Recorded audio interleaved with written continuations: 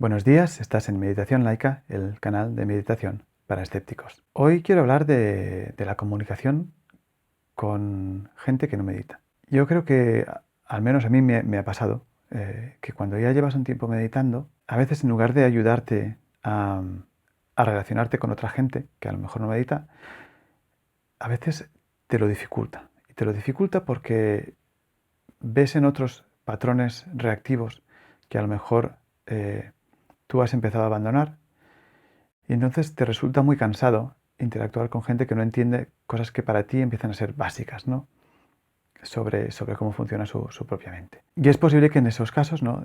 Pues tiendas a quererte relacionar a lo mejor solo con gente pues que también medita como tú y a poner un poco de distancia con gente que no medita. Si haces algo así, y yo no soy quien para juzgar, lo que sí que te digo es, en mi experiencia, hay gente muy cercana a mí que no medita y parte de mi frustración ha sido cómo les ayudas, ¿no? O sea, si tú ves que esta persona está sufriendo por lo que sea o que tiene algunos comportamientos que sabes que a lo mejor le van a causar sufrimiento a esa persona o a ti, ¿cómo ayudas a mejorar la situación sin ser el tipo de persona que no para, ¿no? de dar la tabarra con medita, haz tal, haz cual, ¿no? Porque a veces eso es contraproducente. Entonces yo te digo un poco lo que me ha servido a mí y cómo procuro yo relacionarme con gente, pues eso, que no medita, sin frustrarme y sin causarles hastío, digamos. Ya está el tío hablando otra vez de meditación. Entonces lo primero que te quiero decir es que, según lo que me contó Elisenda, que es una persona que entrevisté hace un tiempo, te dejaré la entrevista en la descripción, pues hicieron un experimento con profesores de secundaria.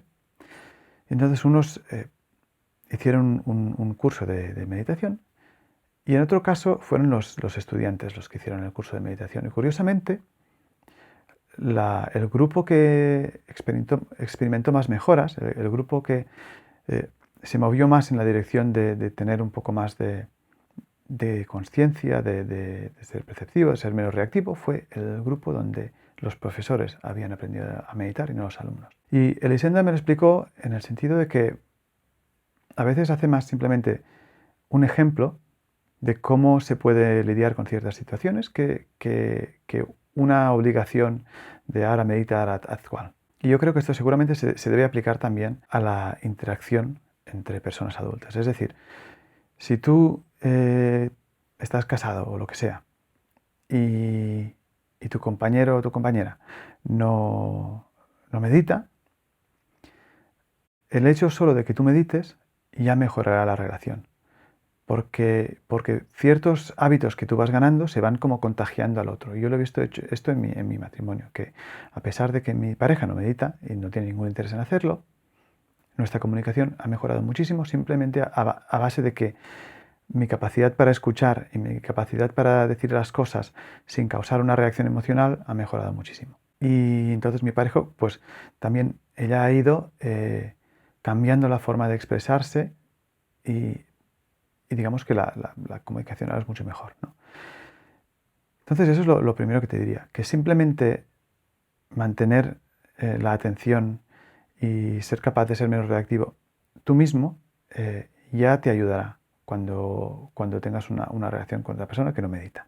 Luego está en si lo que quieres es darles un pequeño empujón, ¿no? para que mejoren, para que mejore su situación. Y ahí es donde yo creo que a veces insistir mucho en medita no es la mejor idea, porque puede causar la reacción opuesta, ¿no? que le cojan alergia a todo lo que es mindfulness y meditación. Y yo encuentro que muchas veces lo que dicen los ingleses un nudge, ¿no? Un empujoncito en una cierta dirección y luego simplemente dejarlo ir es muy importante. Piensa que también, ¿no? Parte de la práctica de meditación es dejar ir, ¿no? Es decir, cuando nos obsesionamos mucho con el bienestar de otra persona y queremos ayudar, de alguna forma queremos forzar que suceda algo. Es casi que queremos obligar a la otra persona a que se ponga bien. Y eso es un apego y es un anhelo, ¿no? Es decir, tenemos un anhelo de que esta persona cambie de comportamiento y mejore, y entonces eso nos causa sufrimiento. Y parte del proceso meditativo es aprender a decir, yo he hecho lo que he podido, yo he ofrecido mi ayuda, y ahora lo que tengo que hacer es dejar ir, es decir, aceptar las consecuencias. Si mi empujoncito ha dado frutos, bien. Que no, pues a lo mejor el siguiente dará frutos. Vamos a hacerlo con calma, vamos a hacerlo sin forzar las cosas. Yo eso lo veo mucho con mis alumnos, ¿no? Yo doy clases a adolescentes, y un adolescente de 16, 17 años, hay cosas que tú se las puedes decir, pero hasta que las experimenten por ellos mismos no las van a entender.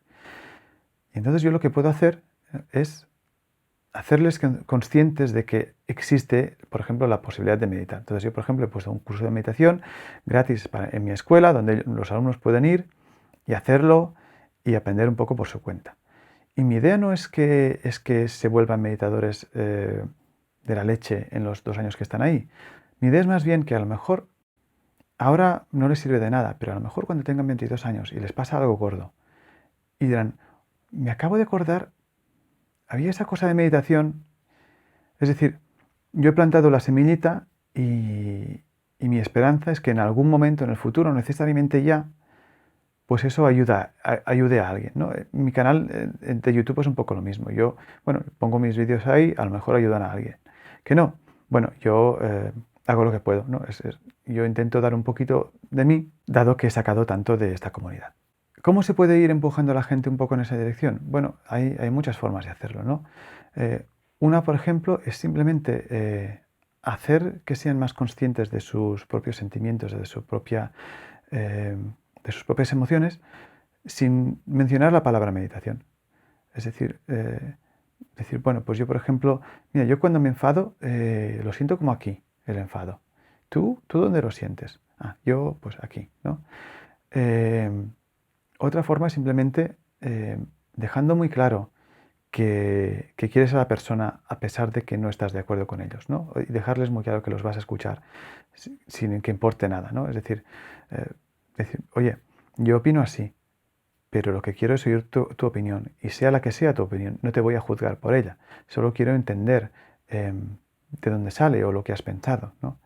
Es importante pues dejar que hablen, es importante no poner palabras en su boca y realmente ejercer tú el mindfulness, de decir, bueno, ahora estoy escuchando y si tengo una reacción emocional, en lugar de actuar directamente, la observo, espero, y si no soy capaz de decir nada en el momento que, que no vaya a ayudar, pues entonces mejor callarme y decir, mira, ahora mismo tengo muchas emociones y si fuera a decir algo seguramente no sería de ayuda, así que dame 5 minutos para calmarme, por ejemplo, ¿no? Yo es un poco lo que hago, es decir, a veces simplemente hacer una pregunta. Haces una pregunta que a lo mejor tú crees que al otro le puede llevar, ¿no?, a plantearse algo. Pero la idea es siempre no ser, tienes que hacer esto, medita, aquí tienes un libro de meditación, mírate este libro, este vídeo, sino más bien mira, a mí me va bien eso, a lo mejor, o simplemente, pues, ¿y por qué te crees que te sientes así? Es decir, ayudar a la otra persona un poco en su propia reflexión. Así que, en resumen, ¿no?, la forma que yo tengo de lidiar con gente que no medita es no forzar y tomarme la interacción en sí como una meditación para mí, no para ellos, sino para mí, ¿no? Esto es un ejercicio en el que yo tengo que aprender a monitorizar mis emociones, en el que yo tengo que aprender a comunicarme de forma habilidosa. Y eso, la gran mayoría de las veces, puede ayudar bastante. Como siempre, si tienes una pregunta, me dejas un comentario y te respondo cuando pueda. Que tengas un buen día.